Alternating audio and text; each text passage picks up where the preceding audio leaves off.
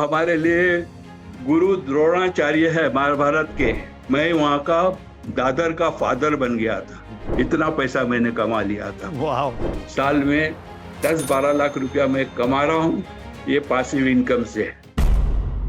अब समय है एक मिलियनेयर से मिलने का।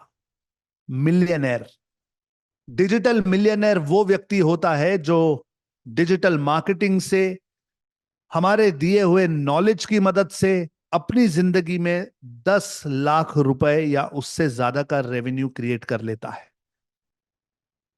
इसमें आपका बैकग्राउंड क्या है, आप कहां से आते हैं, कहां से आपने शुरू किया, कोई मायने नहीं रखता। बस आपने ये रेवेन्यू क्रिएट करना चाहिए इस नॉलेज से, तो हम आपको डिजिटल मिलियनेयर का अवार्ड देते हैं। और हाल ही में हुए मंथन में, दिल्ली के मंथन में, मैंने डिजिटल मिलियनेयर का अवार्ड एक ऐसे व्यक्ति को दिया जो मेरे हिसाब से बहुत यंग है अपने हार्ट में। He is full of energy, full of energy. हमेशा मेरे मंथन के इवेंट को उन्होंने कभी मिस नहीं किया है, हर मंथन के इवेंट में आते हैं और उन्हें देखकर मुझे एनर्जी मिलती है। इन्होंने, मतलब अभी वो खुद अपनी कहानी तो बताएंगे ही, लेकिन 1971 साल में 125 रुपए, 125 रुपीज महीने की सैलरी से शुरू किया था। आज 71 साल के हैं और यंग मिलियनेयर बन चुके हैं। आइए स्वागत कीजिए, बुलाते हैं और जानते हैं इनकी कहानी, इन्हीं की जुबानी। स्वागत कीजिए डिजिटल आजादी के डिजिटल मिलियनेयर फिरोज चगानी जी का। अस्सलाम वालेकुम सर जी। सलाम वालेकुम फिरोज भाई, कैसे हैं? अल्हम्दुलिल्लाह, बहुत अच्छे, आपकी दुआ है। थैंक यू सो मच, मेरा साथ है। और कॉन्ग्रेचुलेशंस, आप Thank- मिलियनेयर तो बन ही चुके हैं। कैसा महसूस कर रहे हैं?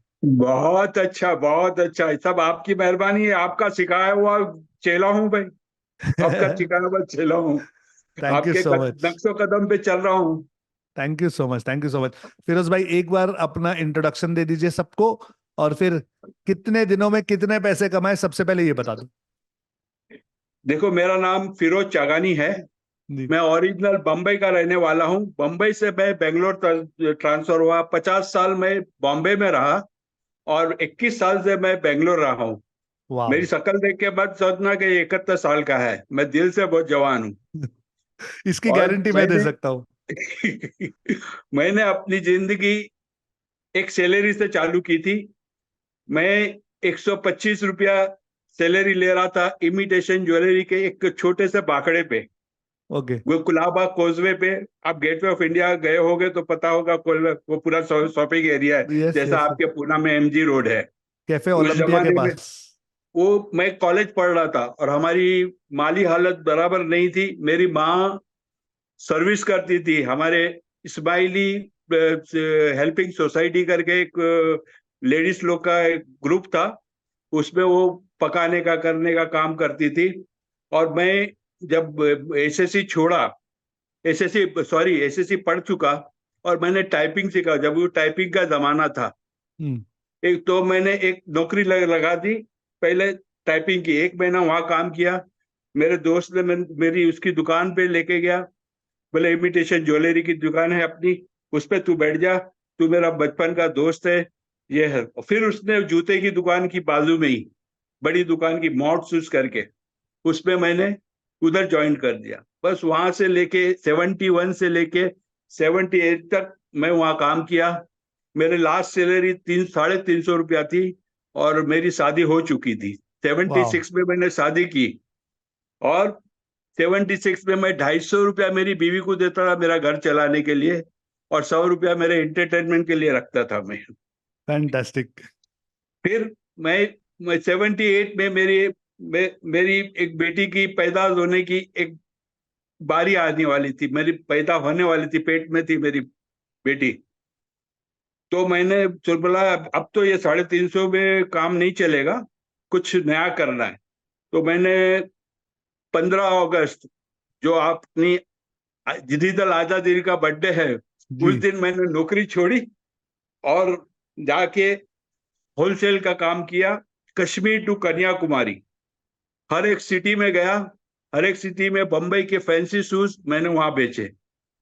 वो बेचते बेचते बेचते बेचते मेरे को एक सेटबैक आया।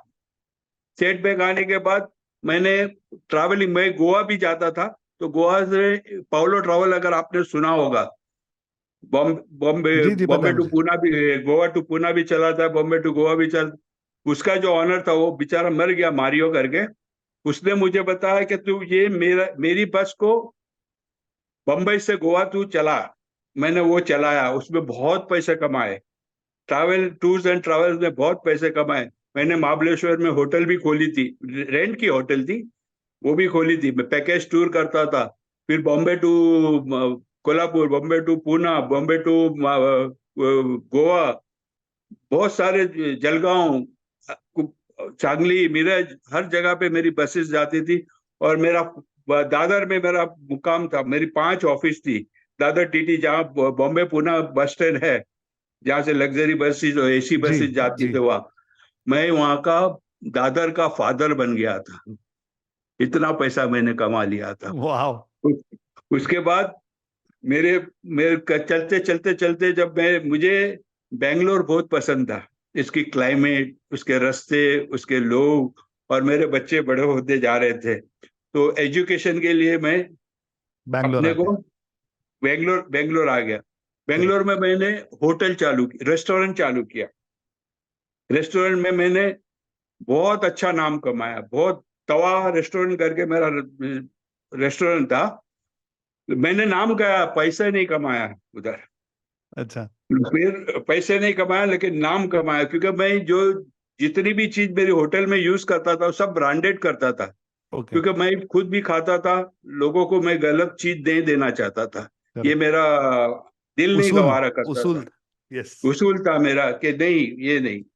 तो जब भी मैं वो नौकरी, जूते की लाइन से जीरो हुआ, फिर ट्रैवलिंग में वापस हीरो हुआ, फिर जीरो हुआ, होटल की लाइन में आया। होटल में मेरे को ऐसे ऐसे लोग मिले, अच्छी अच्छी कंपनी मिली, और एक ऐसा मौका मिला कि मैं रियल एस्टेट में घुस गया। तो होटल बंद कर दिया। होटल को 2014 में मैंने कंप्लीट बंद किया, और रियल एस्टेट में अपने जम मार दी। रियल एस्टेट में मैंने बहुत अच्छा काम किया, बहुत अच्छा काम किया, और अभी तक कर रहा हूँ। और ये डिजिटल आजादी, मैंने जब 2022 में, यस 2022 में मैं नवंबर के करीब मैंने ज्वाइन की।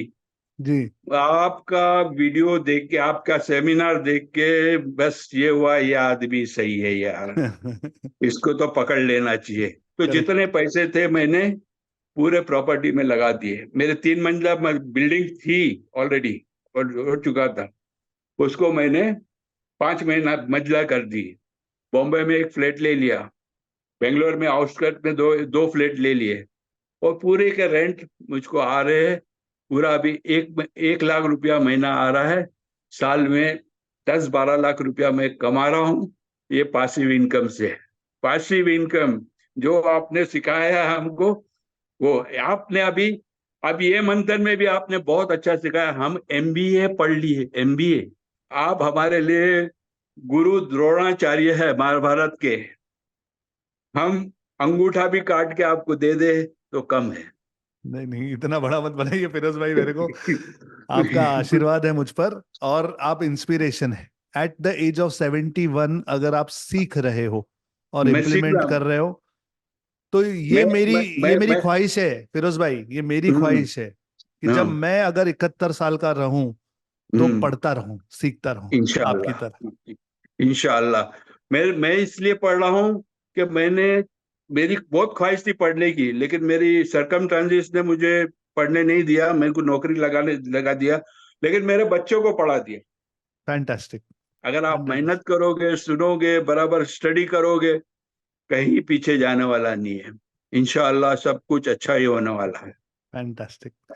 Thank you so much Firoz भाई, आपकी बातें सुनकर एक अलग एनर्जी आ गई, ऐसा लग रहा है अभी काम चालू कर दूं। और fantastic, thank you so much Firoz भाई।